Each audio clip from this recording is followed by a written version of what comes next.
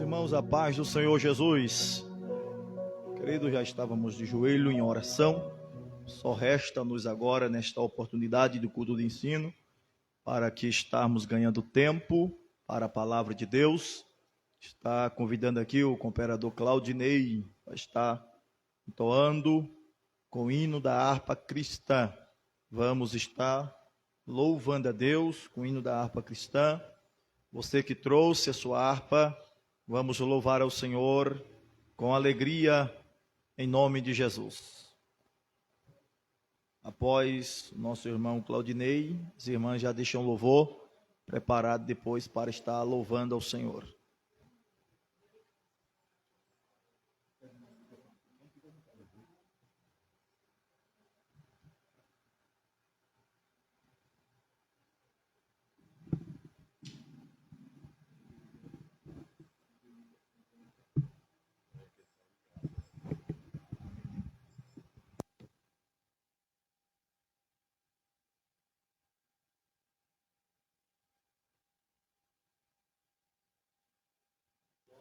Chegando aqui, cumprimento a amada igreja com a paz do Senhor. Está louvando o hino da nossa harpa cristã, o hino 107. O hino 107 da nossa harpa cristã.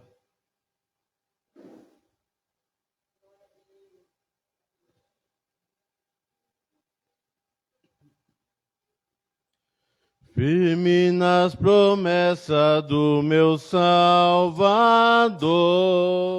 cantarei louvores a meu Criador. Fico na dispensação do meu seu amor, firme nas promessas de Jesus. Firme, firme, firme nas promessas de Jesus, ó Cristo. Firme, firme. Sim, firme nas promessas de Jesus. Firme nas promessas e de não falhar. Quando a tempestade vem nos assolar, pelo verbo vivo hei de batalhar.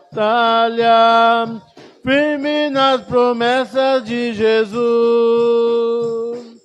Firme, firme, firme nas promessas de Jesus, ó Cristo. Firme, firme, sim, firme nas promessas de Jesus. Firme nas promessas sempre vejo assim, purificação no sangue para mim. Plena liberdade em Jesus sem fim. Firme nas promessas de Jesus. Firme, firme, firme nas promessas de Jesus, ó Cristo. Firme, firme, sim, firme nas promessas de Jesus. Firme nas promessas do Senhor Jesus, em amor ligado com a sua cruz. Cada dia mais alegra-me na luz, firme nas promessas de Jesus. Firme, firme, firme nas promessas de Jesus, ó Cristo. Firme, firme, sim, firme nas promessas de Jesus.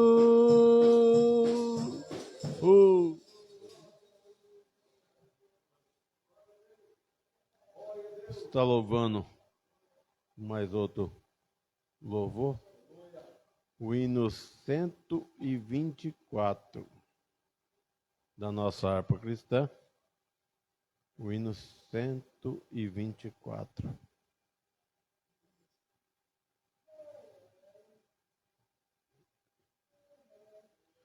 Adorai o Rei do Universo, terra, céu, cantai ao seu louvor. Todo seno, grande maço berço, louve ao dominador. Todos juntos o louvemos, grande Salvador e Redentor. Todo o louvemos, Régio dominador. Adorai-o, anjos poderosos, vós que sua glória contemplai. Vós remido, já vitorioso, graça rendei-lhe mais. Todos juntos os louvemos, grande Salvador e Redentor. Todos os louvemos, Régio dominador. Sol e lua, coros estrelares, sua majestade anunciai. Hoste grande, centos de milhares, o seu poder mostrar. Todos juntos os louvemos, grande Salvador e Redentor. Todos os louvemos, Régio dominador. Vento, chuva, raios, trovoada, revelai o forte Criador. Vós dizem, ó serras elevadas, quão grande é meu Senhor. Todos juntos os louvemos, grande Salvador e Redentor. Todos os louvemos, Régio dominador. Alto cedro, grama verdejante, esta sinfonia aumentai. Ave, verme, todo ser gigante, grato a Deus louvai. Todos juntos os louvemos, grande Salvador e Redentor. Todos os louvemos, Régio dominador. Homem, jovem, velhos e meninos, adorai ao vosso Redentor. Reis, sábios, grandes e pequeninos, vale verás louvor.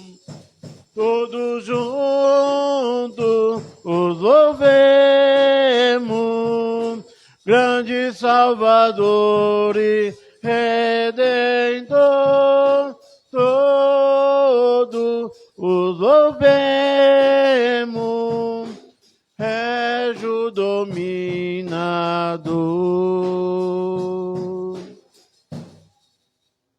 Glória, aleluia.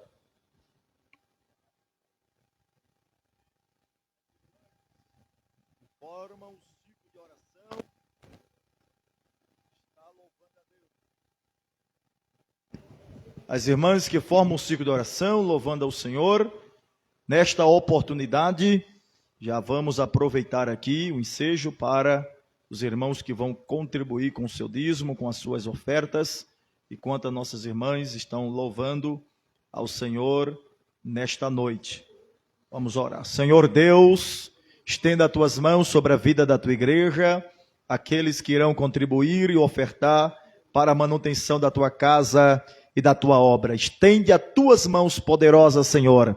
Ajuda as tuas filhas, os teus filhos, vai abençoando em nome de Jesus e abrindo porta aonde não tem porta, porque o Senhor, o Deus que tudo pode. Recebe também o louvor das tuas filhas que vão entoar nesta noite com alegria, em nome do Senhor Jesus. Amém. As irmãs louvando ao Senhor. Nós saudamos a igreja com a paz do Senhor. Vamos louvar ao seu hino 108 da nossa harpa. Por Jesus vamos pelejar,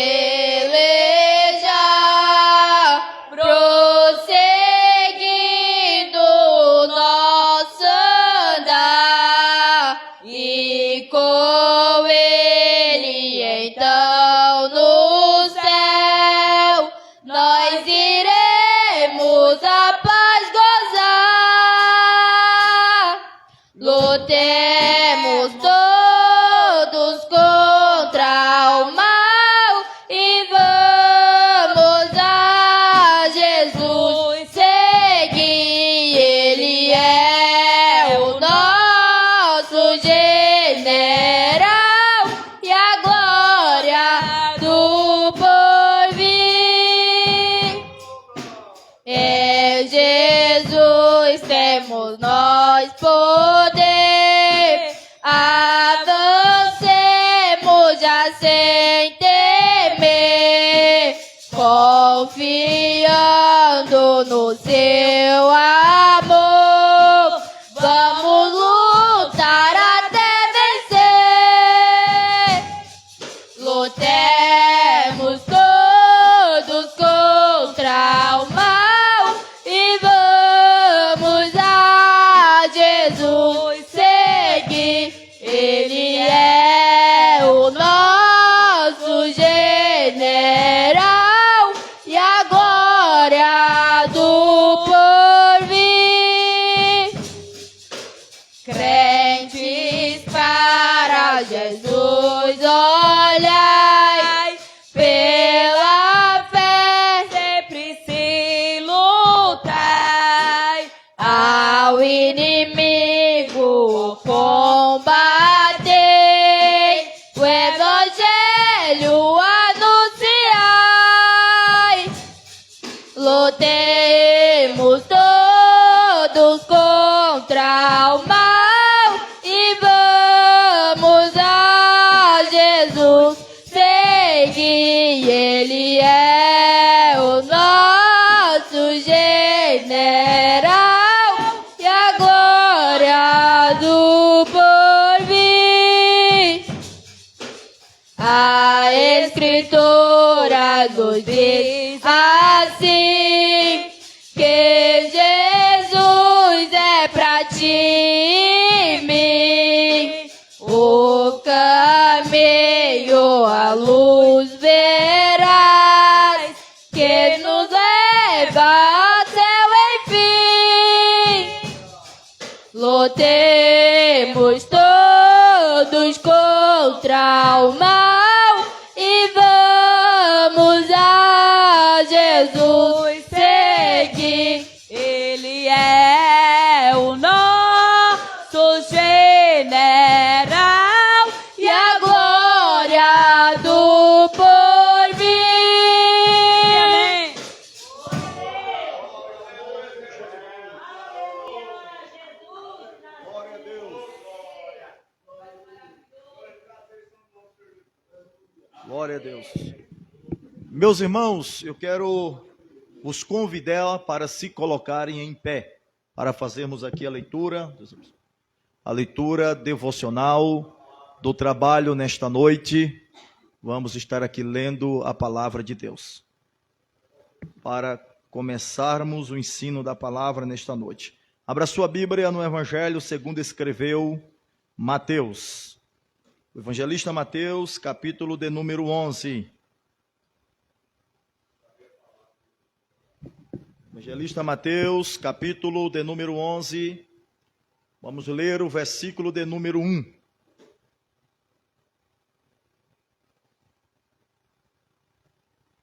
Quem encontrou, diga amém. Só apenas o versículo 1 para a gente começar aqui o ensino da palavra de Deus esta noite. Diz assim: E aconteceu que, acabando Jesus de dar instruções aos seus 12 discípulos, partiu dali a ensinar e a pregar nas cidades deles. Diga amém. Vamos orar agradecendo a Deus pela leitura da palavra.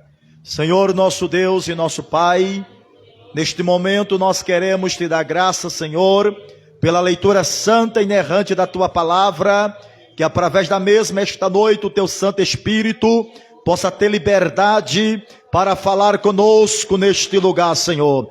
Pai, pedimos a Ti esta noite que o Senhor fique conosco na casa. Toma conta da casa, Senhor. Repreenda, meu Deus, toda a seta do inimigo. Repreenda, meu Deus, toda a fúria do mal nesta noite, na autoridade que há no nome de Jesus. E fica conosco. Abre o nosso entendimento e o nosso coração para recebermos a porção da Tua palavra. É o que nós pedimos a Ti, em nome de Jesus. Amém. Toma o seu assento, meus irmãos, em nome de Jesus. Queridos, nosso pastor Josenildo, ele está resolvendo algumas demandas ali em Itaquaquecetuba, e o mesmo, daqui para sábado, já estará retornando à casa para estar aí fazendo a vontade de Deus e realizando a obra do Senhor. O mesmo nos deu a incumbência de estarmos aqui com os irmãos para falarmos um pouco aos senhores, às senhoras, a santa e inerrante palavra de Deus. Palavra esta que é digna de toda a aceitação. Nós lemos aqui um versículo da palavra de Deus, o Evangelho do Senhor Jesus, segundo escreveu o evangelista Mateus, capítulo 11, para o ponto de partida para o ensino desta noite. Que diz assim, repetindo o versículo mais uma vez: E aconteceu que, acabando Jesus de dar instruções aos seus 12 discípulos, partiu dali a ensinar e a pregar nas cidades deles. A palavra que nós queremos esta noite compartilhar com os irmãos, tanto aqueles que estão conosco aqui esta noite, quanto aqueles que se encontram no seu lar através da live, da transmissão pelo Facebook, escutando a palavra de Deus esta noite, o que nós queremos transmitir ao vosso coração, evitando os erros sentimentais dos discípulos. É o tema para o ensino desta noite, evitando os erros sentimentais dos discípulos. É sobre esta dinâmica, dentro deste tema, que nós queremos aqui com os irmãos, elaborarmos o ensino da palavra de Deus esta noite. A primeira coisa que nós queremos chamar a vossa atenção, nesta parte aqui introdutória, é a respeito da palavra discípulo. Esta palavra discípulo, do seu original, ela tem o significado de aquele que aprende, ou aquele que segue o mestre. Isso aqui é a palavra discípulo. Discípulo significa aquele que aprende, ou aquele que segue um mestre. No contexto bíblico, também do hebraico, a palavra discípulo tem o significado de estudante ou aprendiz. Chamando a vossa atenção para a luz da Bíblia, em alguns versículos que aponta para a veracidade em relação ao discípulo. Primeiro, discípulo foram aqueles no Novo Testamento que seguiam a Jesus, baseando em Mateus 16 e 24, quando Jesus disse que alguém quiser ser meu discípulo, tome a sua cruz e siga-me. Tome a sua cruz e siga-me. Outra verdade de característica a respeito do discípulo é que o discípulo, um só, é o mestre e o discípulo, ou seja, e os irmãos vão observar, será que eu preciso evitar este erro? Eu não estou cometendo este erro. Então você precisa colocar em prática para não cometer. Esta é a proposta do ensino nesta noite. Primeiro erro sentimental dos discípulos que nós devemos evitar. Primeiro erro: sentimento de partidarismo. Vamos repetir comigo? Sentimento de partidarismo. Vamos aplicar aqui. Primeiro, para a gente entender isso aqui, é preciso entender essa palavra partidarismo. A palavra partidarismo, ela vem do sentido político. Mas na luz da Bíblia, pelas atitudes do servo do Senhor, do discípulo, partidarismo nada mais é, dentro da igreja, do que falta de comunhão com o irmão. Basicamente, refere-se à formação de grupos facciosos no seio da igreja, onde membros se alinham mais com o líder ou com uma ideologia específica do que com a própria igreja e com as escrituras. Partidarismo, de uma linguagem simples, popular, para os irmãos entender, nada mais é do que uma reunião de um grupo faccioso, que tem o pensamento partidário separado. E este sentimento partidário existia nos discípulos de Jesus. Vejamos, Bíblia aberta, vamos ver. Vamos ler a Bíblia. Capítulo de número 9 de Lucas. Evangelho do Senhor Jesus Cristo. Estou dizendo que o primeiro erro que nós devemos evitar dos discípulos, em sentimental de erro que eles cometeram, é sentimento partidário ou partidarismo. Partidarismo são grupos separados, facciosos, que excluem o verdadeiro sentido das escrituras, o verdadeiro sentido da igreja, e querem andar pela sua ideologia. Então vamos ver, Lucas capítulo 9. Se os discípulos de Jesus não tinham aqui esse sentimento partidário, capítulo 9, versículo de número 49. Olha o que diz o texto, 9:49, acompanha aí, ó. E respondendo João, é um dos discípulos que tornou apóstolo, disse: mestre, vimos um que em teu nome expulsava os demônios, e fizemos o quê? Proibimos. Agora olha para mim, por que João e os discípulos proibiram que quando o Senhor enviou, ele encontrou eles já expulsando demônios? Se eles expulsavam demônios, porque eles pregavam. Se eles pregavam, porque eles tinham conhecimento. Se eles expulsavam demônios, porque eles tinham autoridade para isso. Porque eles repreendeu aquele que estava expulsando demônio. Olha a resposta. Por que não segue conosco? Dá para dar mais retorno para mim o microfone aqui? Vai me ajudar bastante? Porque não segue? Isso aqui é o quê? Isso aqui não é um sentimento partidário? Isso aqui não é um sentimento partidarismo? Ou seja, se tu não faz parte, ótimo. Se tu não faz parte do meu grupo, então eu não creio que Deus pode te usar. O que é que está acontecendo com as igrejas da atualidade? sentimento partidário. Se tu não faz parte da minha denominação, se tu não faz parte da minha igreja, você não tem autoridade, você não tem respeito, como se o céu existisse placa de igreja.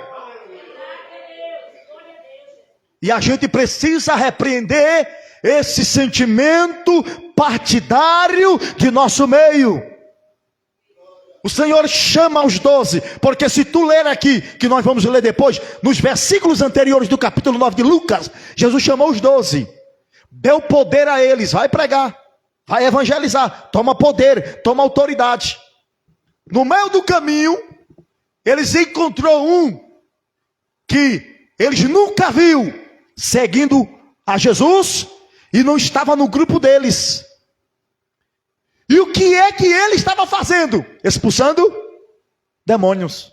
Agora, irmão, isso aqui me intrigou. Por que, irmão Adriano? Porque este moço aqui já entendeu, antes de Jesus morrer e ressuscitar, já entendeu o propósito do reino, que era de espalhar o evangelho. Então ele ouviu falar de Jesus. Talvez, quem sabe, teve presente com Jesus. E quando ele entendeu isso, ele disse: eu não preciso mais seguir Jesus. Ele vai para uma parte fazendo a obra, eu vou por outra parte fazendo a obra. E quando ele vai fazendo a obra, alguém demoniado atravessou no meio do caminho na sua frente. Quem sabe, tentando atrapalhar a obra que o moço estava fazendo. Quem sabe nisso? Ele olhou para o demoniado e disse: ó, no nome de Jesus, vai saindo. E foi expulsando. João observou aquilo. Mas que negócio é esse? Ele nem faz parte do nosso grupo, nem nos acompanha, nem acompanha Jesus. Como é que ele está expulsando demônio? E o pior de tudo, olha o que o texto diz. Vimos que em teu nome expulsava. Ele não estava tentando expulsava. Tu se lembra de um texto que os evangelistas escrevem aqui, tanto Mateus como Lucas, que Jesus subiu para o monte para orar, os discípulos ficaram embaixo, um pai de família trouxe um jovem endemoniado, e trouxe para os discípulos expulsar o demônio do jovem. Conseguiram? Não conseguiram expulsar o demônio do jovem. Agora eles não têm tá com Jesus, tá andando com Jesus, não tiveram autoridade para expulsar o demônio do jovem, mas quando viu alguém que não fazia parte do seu grupo fazendo a obra, expulsando o demônio, disse: pode parar, tu não nos segue. Proibimos, está aqui no texto, porque não nos segue. Agora, tu acha que Jesus deixou barato isso aqui? Tu acha que Jesus deu os parabéns para os discípulos? Você estava certo, vocês estão certinho. Ótimo, excelente. Não faz parte da nossa denominação. Não faz parte da nossa igreja. É para parar mesmo. Vocês fez uma coisa muito boa. Parabéns para vocês. Mentira. Versículo 50 do capítulo 9 do Evangelho segundo escreveu Lucas. O que diz? E Jesus lhes disse: não proibais. É como que Jesus quer dizer: o que vocês fizeram não era para proibir o moço. Por que, Senhor? Como se o Senhor, alguém perguntasse: por quê? E ele responde: porque quem não é contra nós é por nós.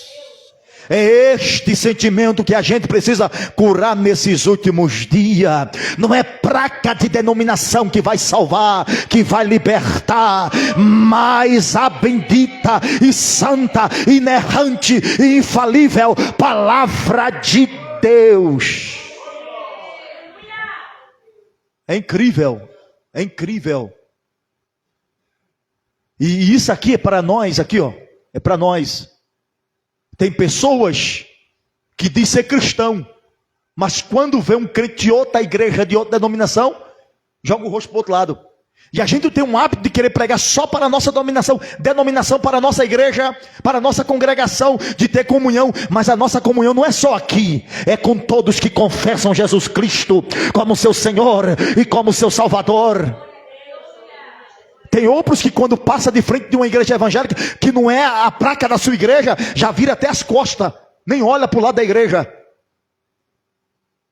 Estão com sentimento de partidarismo e precisa ser curado. São crente imaturo, são crente preso dentro de um sistema que Jesus todavia reprovou. E eu vou te dizer uma verdade mais. Eu ouvi um determinado pregador falar uma coisa e eu concordei com ele até hoje. Eu era novo convertido, eu vi um pregador assebreano pregando uma mensagem no congresso. Ele disse, se Jesus viesse no tempo hoje, se não fosse naquele tempo que os judeus matou, se ele viesse hoje, quem mataria Jesus eram os crentes. Eu concordei. Porque imagine, usa comigo a imaginação. A gente sabendo da fama de um homem passando dentro de Mirassolândia, com barba grande, cabelo grande, vestimenta branca, arrastando multidão, curando. A maioria dos pastores, não vou exagerar todos, mas a maioria estava abrindo ensino dentro da igreja. Cuidado, viu? Não segue não, não vai não acompanha ele não. Por quê? Porque a gente está preso em um sentimento partidário, e essa barreira precisa ser quebrada, e o nome do Senhor ser glorificado. Não, Adriano, porque essa palavra, pastor Adriano, para a gente não entrar nesse sistema partidário. Bíblia aberta ainda. Olha Marcos capítulo 9. Versículo 38, 37 ao 39. Marcos capítulo de número 9. Versículo 37. Olha o versículo 38. Repetindo o mesmo texto lá, ao versículo 39. E João lhe respondeu dizendo: mestre, eu estou mostrando outro evangelista confirmando a mesma história. Isso é um evangelho sinótico aqui. E João lhe respondeu dizendo: mestre, vimos um que em teu nome expulsava demônios, o qual não nos segue, e nós lhe proibimos porque não nos segue. Jesus, porém, disse: não lhes proibais, porque ninguém há quem faça milagre.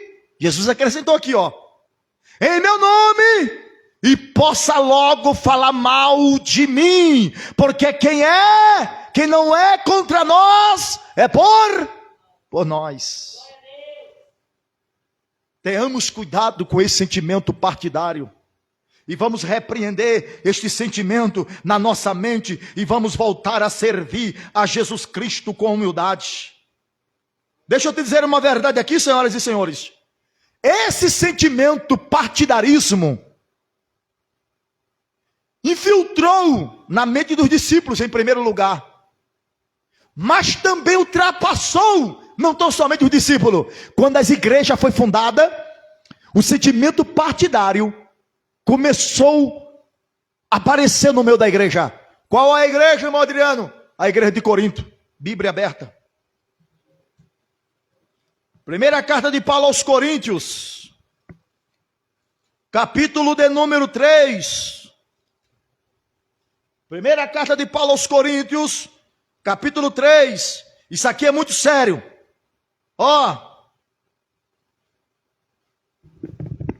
Vamos ler do versículo 3 para você entender. E eu, irmão, não vos pude falar como a espirituais. Paulo já está repreendendo a igreja de Corinto. Vocês são carnais, mas como a carnais, como a menino em Cristo. Versículo 2. Com leite vos criei, e não com manjar, porque ainda não podeis, nem tampouco ainda agora podeis, porque ainda sois carnais. Pois havendo entre vós inveja, contendas e dissensões, não sois vós porventura carnais? Não andais segundo os homens? Versículo 4. Porque dizendo um, eu sou de partidarismo aqui. Isso aqui é sentimento partidário. Olha, continua o texto. E outro dizendo eu, de Apolo. Olha outro, Aí Paulo diz assim, ó, porventura não sois carnais? Porventura vós não sois carnais? Em texto anteriores, Paulo disse que um dizia que era de Cefas, um dizia que era de Paulo, e outro dizia que era de Apolo, e outro dizia que era de Cristo. Grupos facciosos no seio da igreja. Quando Paulo vinha para a igreja de Corinto pregar, aquele grupo se reunia e dizia assim, nós somos de Paulo e só gostamos de ouvir Paulo. Quando Paulo não vinha, vinha Pedro, o outro grupo dizia, nós somos de Pedro e só gostamos de Pedro, que é Cefas. Quando Pedro e Paulo não vinha, vinha Apolo, aí dizia, Apolo é eloquente, nós gostamos de Apolo. E o pior de tudo, no meio do grupo da igreja, o pior que tinha, os de Cristo. Porque eu dizia, nós só ouvimos Cristo, só obedecemos a Cristo, nós não obedecemos a homem, nós não queremos ouvir Paulo, nem Apolo, nem Pedro, nós somos de Cristo, grupos partidários no seio da igreja. E a gente devemos ter cuidado, porque este sentimento partidarismo, muitas das vezes quer entrar. Eu já passei em igrejas, experiência própria, já passei em igrejas, que eu sou muito observador, só não falo, de pessoas só querer glorificar a Deus quando o pregador A ia pregar, pessoas que queriam só glorificar a Deus quando o cantor A, o irmão A ou a irmã B ia louvar. Isso aqui é sentimento partidário. Eu só dou glória a Deus se é o pastor Adriano que prega. Não, eu só dou glória a Deus se o pastor Josenildo pregar. Não, eu só dou glória a Deus se a missionária Lúcia, a missionária Severina pregar. Partidarismo. E isto deve ser repreendido da nossa vida. O que importa é a palavra de Deus ser pregado. Estamos sentindo a presença de Deus? Então eu vou adorar. Eu não faço parte de grupo nenhum. O que eu faço parte é da palavra de Deus e obedeço ao anjo da igreja pela palavra. Grupo partidário. E outra, deixa eu chamar a tua atenção aqui. Eu disse aos senhores e às senhoras que esse sentimento partidarismo dominava o sentimento dos discípulos, sim ou não? Provém à luz da Bíblia. Também esse sentimento partidarismo dominou a igreja de Corintos, sim ou não? E para maior vergonha, esse sentimento caminhou com Pedro por muitos anos, mesmo depois de apóstolo, transformado, batizado com o Espírito Santo. Bíblia aberta, se não vejamos, Gálatas. Carta de Paulo aos Gálatas, capítulo de número 2. Olha o que Paulo escreveu aos Gálatas. Capítulo 2. Bíblia aberta, por gentileza. Olha o versículo 11 e o versículo 14. 11 e 14, olha o que o texto diz, ó. E chegando Pedro a Antioquia, é Paulo falando, lhe resisti na cara, porque era repreensível. 12. Porque antes que alguns tivessem chegado da parte de Tiago, que era o pastor de Jerusalém, comia com os gentios, mas depois que chegaram, quem? Tiago e os irmãos com ele, que era, para os irmãos entenderem, o grupo de Tiago era o grupo dos judeus convertido, mas era judeu de origem judaica, hebreus. Só que o grupo convertido, que Pedro estava com ele lá em Antioquia, era um grupo de gentios, que se converteram para o evangelho, que na qual Jesus veio para quebrar essa barreira. Aí Paulo disse que lá em Antioquia, ele percebeu isso. Olha que Paulo era observador. Pedro estava contente com os irmãos gentios que se converteu, aquela alegria, porque Pedro tinha experiência que o evangelho alcançou os gentios em Atos capítulo 10, que foi na casa de Cornélio, e Pedro mesmo testificou que o Espírito do Senhor desceu sobre os gentios, como descia sobre os judeus, no dia que aconteceu, no dia de Pentecostes, em Atos 2, mas aqui Pedro está com eles, com os gentios, em Antioquia, e Paulo continua dizendo, mas depois que chegaram, quem chegou? Os judeus convertidos para o evangelho com o pastor Tiago, se foi retirando e se apartou deles quem? O grupo dos gentios convertidos lá em Antioquia. Quem se afastou? Pedro. Isso aqui, sentimento de partidarismo. Aí Paulo, ó, temendo os que eram da circuncisão, os judeus circuncidados. Versículo 13, e os outros judeus também dissimulavam com ele, de maneira que até Barnabé se deixou levar pela sua dissimulação. Mas quando vi que não andava bem, Paulo dizendo, e direitamente, conforme a verdade do evangelho, disse a Pedro na presença de todos, se tu sendo judeu, vive como gentil e não como judeu, por que obrigas os gentios a viverem como judeu? Paulo começou a repreender Pedro. Paulo começou a dizer, Pedro, esse sentimento partidário, essa barreira, Jesus quebrou, Pedro. Aqui agora nós somos um povo só. Aqui não tem esse negócio de gentil e nem negócio de judeu. Aqui é todo mundo salvo em Cristo Jesus, Pedro. Que negócio é esse? Até, irmãos, nós estamos falando de Tiago, porque o texto diz, Paulo não disse que Tiago estava lá, mas os de Tiago, da igreja de Tiago, do apóstolo Tiago, estava lá. Estamos falando de Pedro. Estamos falando de Barnabé. Barnabé foi o que pegou na mão de Paulo e apresentou Paulo para a igreja de Jerusalém. Barnabé foi o primeiro que vendeu a sua fazenda e lançou nos pés dos apóstolos. Paulo disse, até Barnabé foi iludido com isso aí. E eu repreendi na cara, na hora, porque estava tudo errado, sem estar conforme a palavra de Deus. Dentro disso aqui, da visão de Paulo, repreendendo na questão religiosa, quem era circunciso e quem era incircunciso, aplicando para nós hoje, nós devemos ter cuidado até no comportamento da igreja.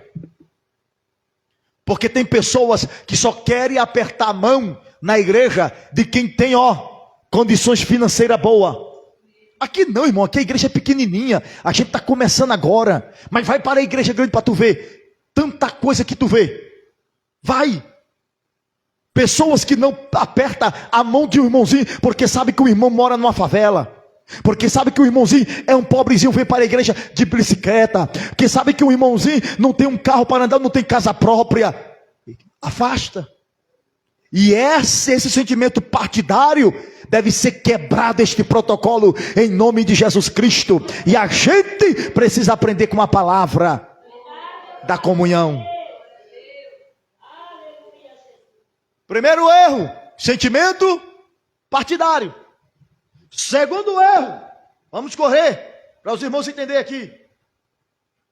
Segundo erro sentimental que nós devemos evitar, que os discípulos de Jesus, eles não souberam evitar.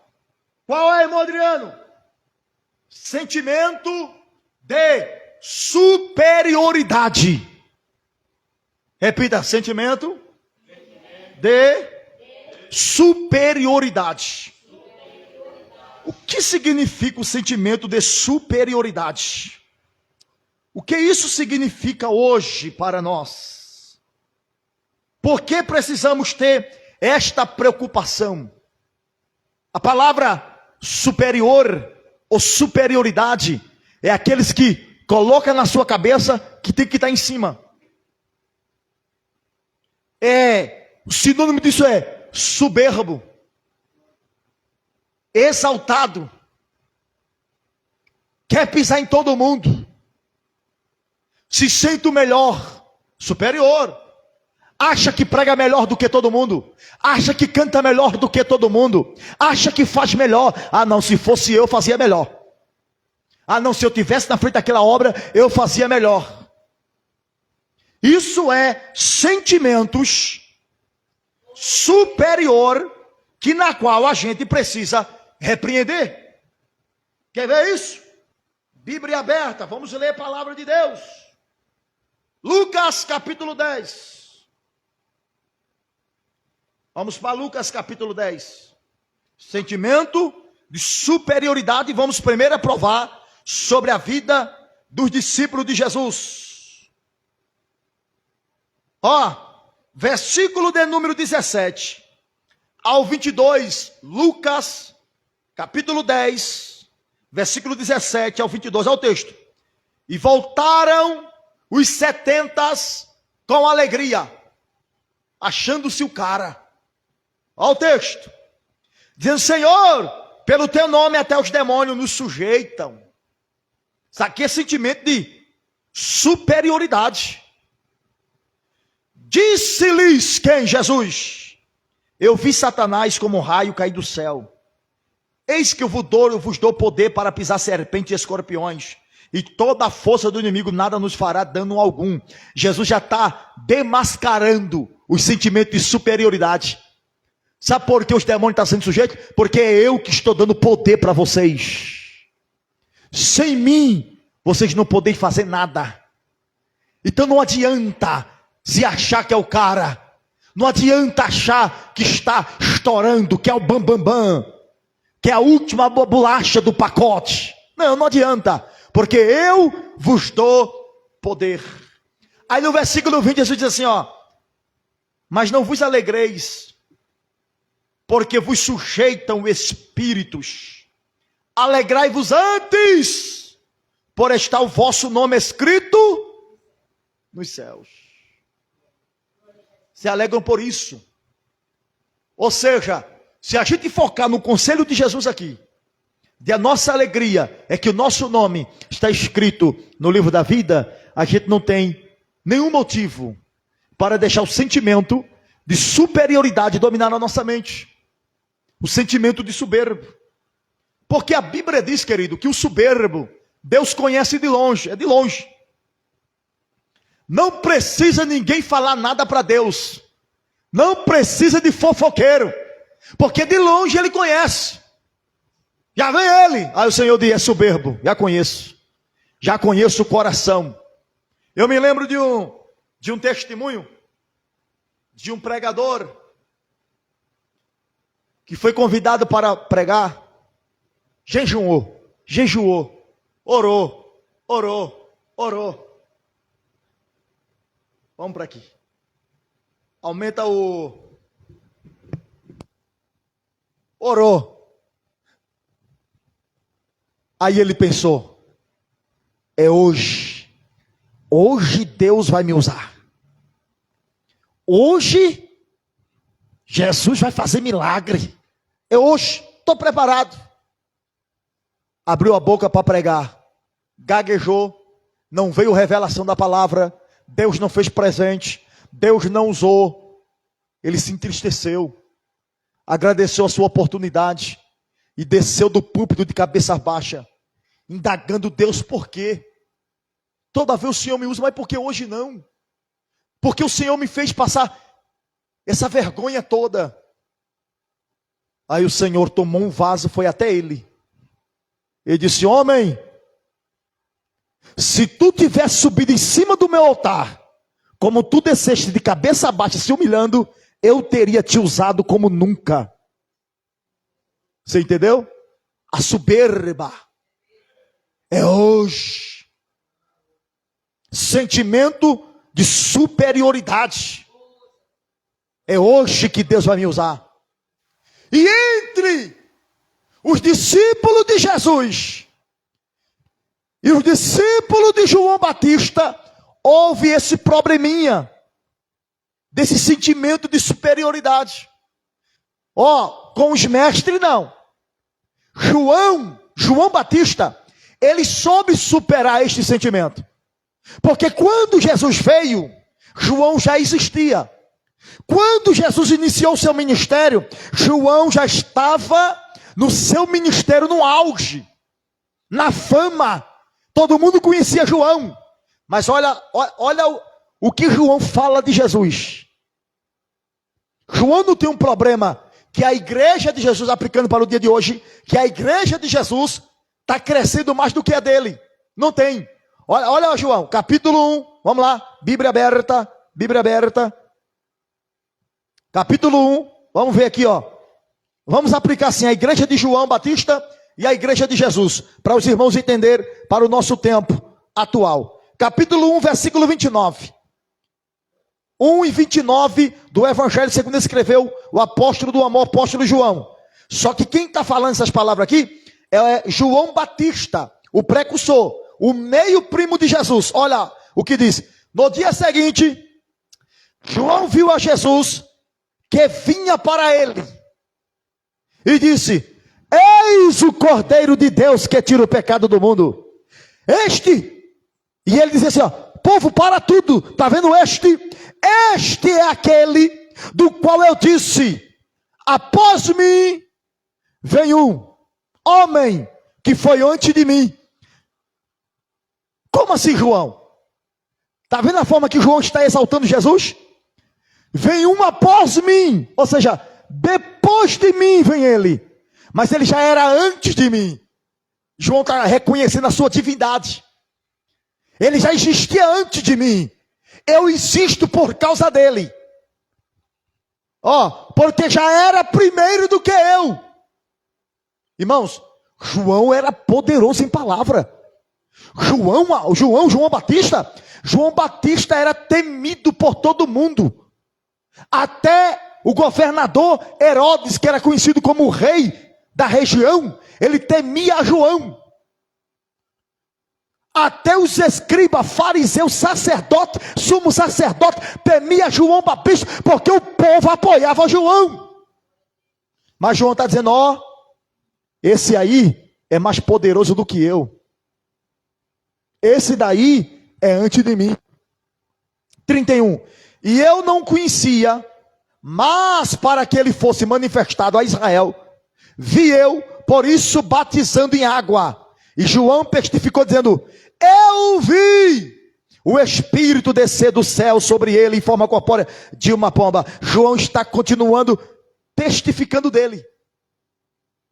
Então João está demonstrando que ele não tem nenhum sentimento de superioridade. Alguém correu para João e disse, João, ele está batizando mais do que você, João. Como que dizer, a multidão que segue Jesus é maior do que a multidão que te segue, João. Sabe o que João disse? Quem não tem um sentimento de inferioridade, de superioridade, olha o que ele disse. Que ele cresça, que eu diminua. Obreiro, pastores, pregadores, cantores, que não tem sentimento de superioridade, ele sempre fala bem do companheiro. A igreja A é o pastor A, é uma bênção. É uma bênção. Agora quem tem o sentimento de superioridade, ele sempre critica. Pode ficar certo. Sempre há uma crítica por trás. Agora, estou falando de João. E Jesus? Vê que coisa linda. E Jesus? Jesus Mondreno falou de João também? Sim. Bíblia aberta. Vai lá para o texto que nós lemos no versículo 1 do capítulo 11 de Mateus. Mas nós vamos ler apenas a partir do versículo 7. Olha aqui, olha o que o texto diz. Capítulo de número 11, segundo escreveu Mateus. Olha o versículo de número 7. Jesus agora testemunhando de João Batista. João falou dele, Jesus também vai falar de João. Mas de que? Coisa boa ou coisa ruim? Versículo 7. E partindo eles, começou Jesus a dizer às turbas, a respeito de João. Esse João aqui é João Batista. Quem foste ver no deserto? Uma cana agitada pelo vento? Sim. Quem foste ver? Um homem ricamente vestido? Os que se trajam ricamente estão nas casas do rei. Mas, versículo 9, então, quem foste ver? Um profeta? Sim, vos digo eu, e muito mais do que um profeta, porque é este de quem está escrito: eis que diante de tua face envio o meu anjo, que preparará diante de ti o teu caminho. Em verdade vos digo que entre os que é nascido de mulher, não pareceu alguém maior do que João Batista, mas aquele que é menor no reino dos céus é maior do que ele. Jesus está elogiando a João, porque Jesus também está demonstrando que ele não tem nenhum sentimento de superioridade. Olha o conselho de Paulo para nós a respeito disso. Irmão Adriano, como é que eu venço o sentimento de superioridade, de soberba, de querer ser o melhor, de querer ser o maior? Há uma diferença de querer dar o melhor. Tu sabe por que eu estou trazendo este ensino aqui? Porque eu tive que rabiscar, mesmo com o meu tempo curto, eu tive que estudar, eu tive que buscar a presença de Deus para Ele abrir a minha mente, para trazer essa palavra, para te dar o melhor. Isso não significa sentimento de superioridade. Querer dar o melhor nunca foi. Agora, querer ser o melhor, sim. Entendeu a diferença? Querer ser o melhor, sim. Carta de Paulo aos Filipenses 2, capítulo 2. Quem encontrou primeiro do que eu, possa ler. Não se acanhe, não. Vamos correr, para a gente concluir. Filipenses 2 e 3. Eu encontrei e vou ler. Olha o que diz: nada façais por contenda ou por vanglória, mas por humildade. Agora, aos conselhos de Paulo. Está vendo essa etapa? Nada façais por contenda. Ou seja, quando você não faz nada por contenda, então você já está vencendo o sentimento superior. Por vanglória, ao outro conselho de Paulo. Mas por humildade, sempre humildade em tudo. Cada um considere os outros superiores a si. Sempre dizendo: meu irmão é uma bênção. Meu irmão é mais crente do que eu. Meu irmão, Deus usa tremendamente. Este é o sentimento que a gente tem que ter. De olhar para o meu próximo e olhar para ele e dizer, com o sentimento de: ele é uma bênção. Ela é uma bênção. Tu quer ver? Essa questão de sentimento superior, querer ser o melhor, não é só no tempo atual, não. Não é só no Novo Testamento e nem na vida dos discípulos de Jesus, não. Que é a qual nós estamos aprendendo a evitar esse erro. Mas isso vem desde o Antigo Testamento. E quando eu olho para o Antigo Testamento, eu vejo um homem que explicitamente expressa esse sentimento superior. Quer ver? Quem se lembra de Ramã? Estou falando, alguns se lê Amã, mas o H em hebraico, como o Antigo Testamento foi escrito no hebraico, tem um som, o H tem um som de R, então é Ramã. Ramã, livro de Esté. Abra a tua Bíblia aí, acompanha comigo aqui isso aqui. Você se lembra dessa história aqui de Esté? Você se lembra que este moço aqui, chamado Ramã, ele colocou um propósito no coração de perseguir os judeus de uma forma terrível. Acredita-se que, a quem diga de passagem, que Ramã, ele veio da descendência da esposa do rei Agag, em que o profeta Samuel matou.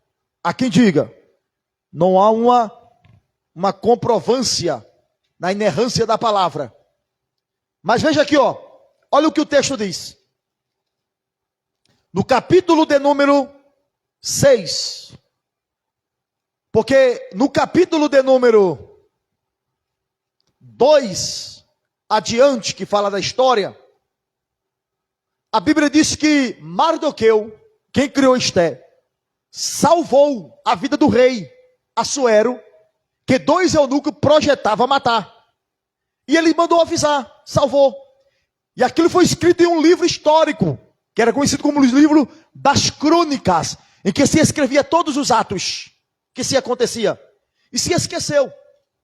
Do capítulo 6, no versículo 1 adiante, a Bíblia diz que fugiu o sono do rei durante a noite. Quando o rei não conseguia dormir, o rei pediu para se ler os livros da memória. Quando o servo pegou para ler os livros, estava falando a história de Mardoqueu, que salvou o rei Assuero de ser morto. Quando acabou de ler toda a história, o rei perguntou: mas espera aí, o que se fizeram por esse homem? Disseram: nada até agora. Nada.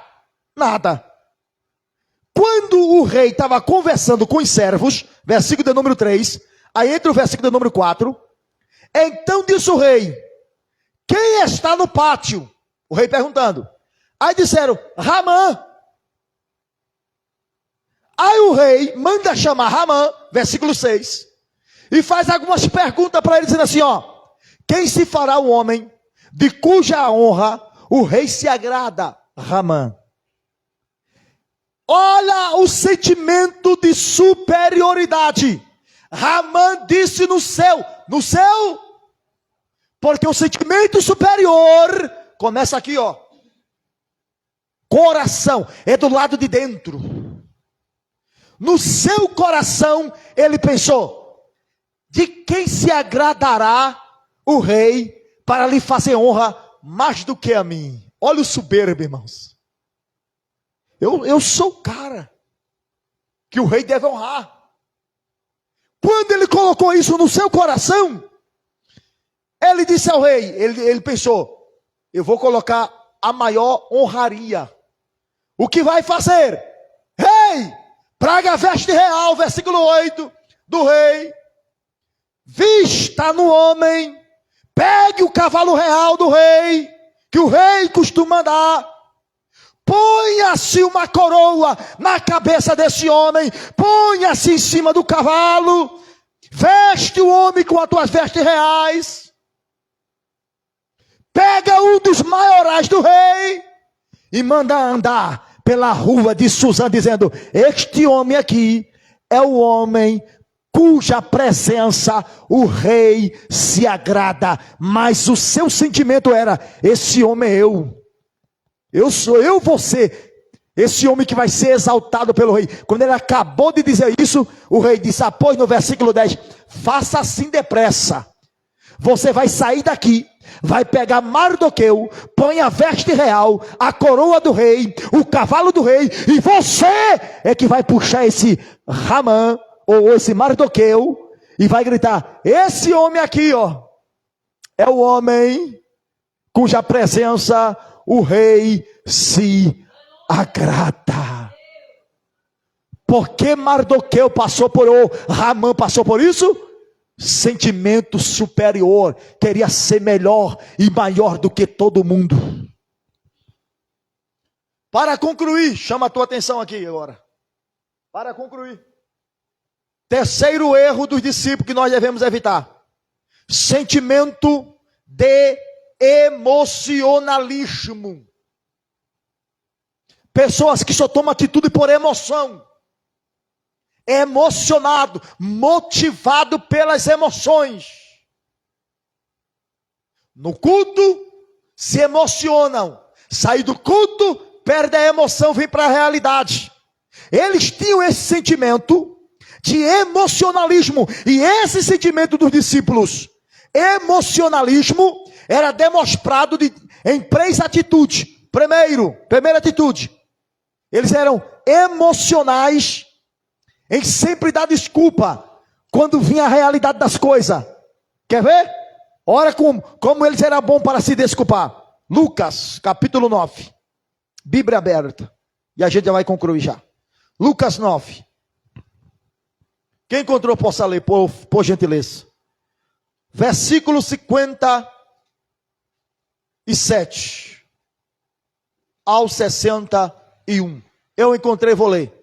Lucas 9, capítulo 9, versículo 50.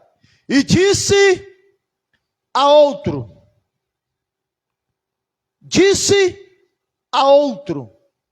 em outro evangelista, como Mateus capítulo 8, versículo 18 ao 22, pega do 56, e aconteceu, o 57, e aconteceu que indo eles pelo caminho, lhe disse um, Senhor, sergui-te-ei. Este um aqui, segundo Mateus, é um escriba.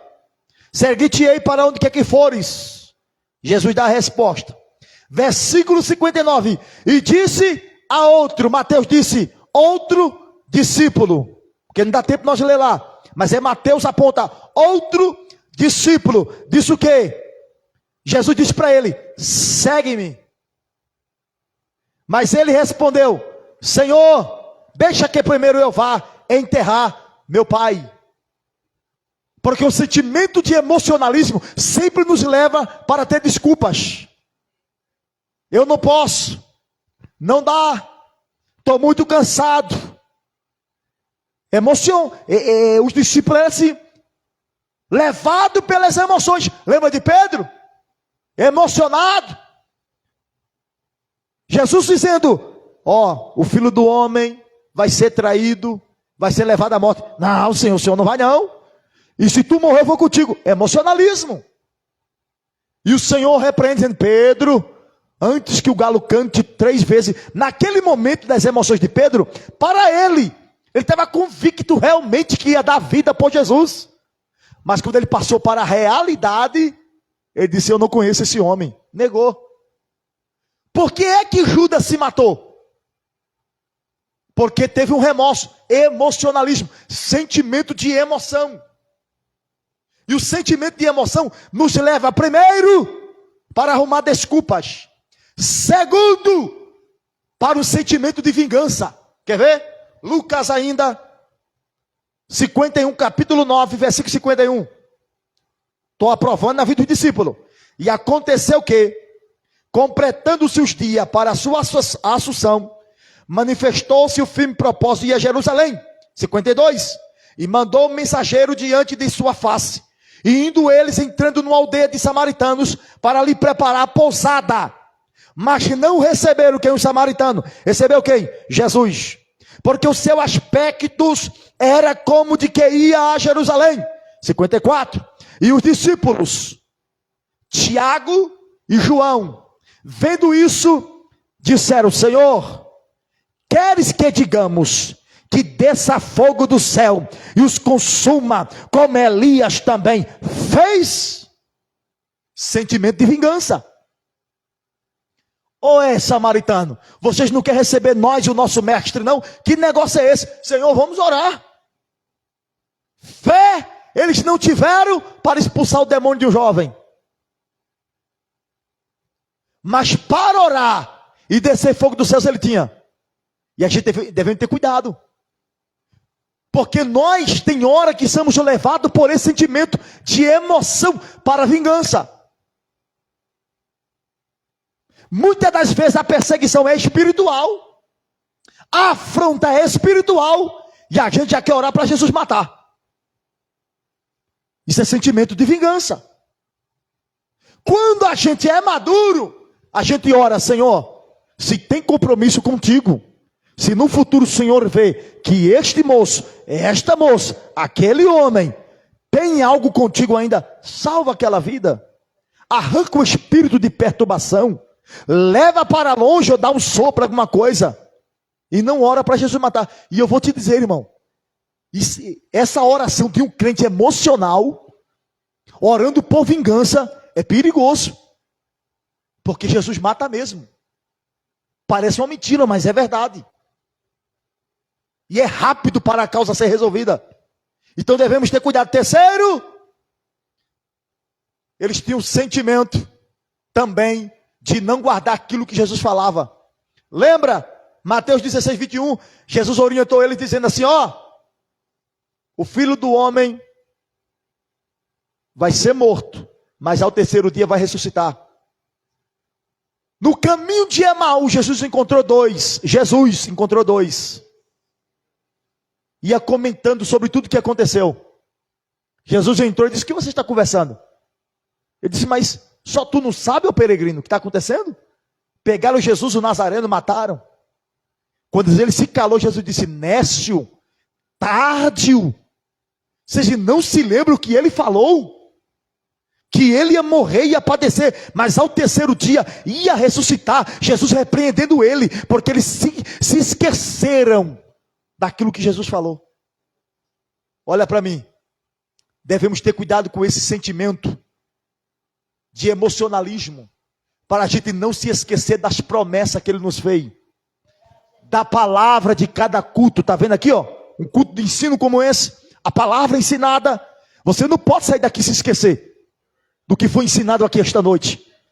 Você precisa lutar contra os sentimentos emocionais. Você precisa lutar contra o sentimento de